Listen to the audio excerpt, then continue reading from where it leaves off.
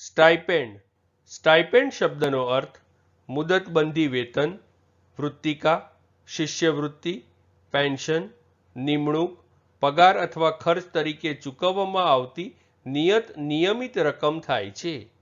Stipend શબ્દને આપણે વાક્યમાં પ્રયોગ કરીને સમજીએ. He has been granted a stipend of ₹10,000 per month by the university. એટલે કે યુનિવર્સિટી દ્વારા તેમને દર મહિને 10,000 રૂપિયાનું સ્ટાઇપેન્ડ આપવામાં આવ્યું છે. એક બીજું ઉદાહરણ જોઈએ.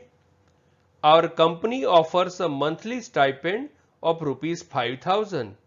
અર્થાત અમારી કંપની માસિક 5,000 રૂપિયા સ્ટાઇપેન્ડ આપે છે.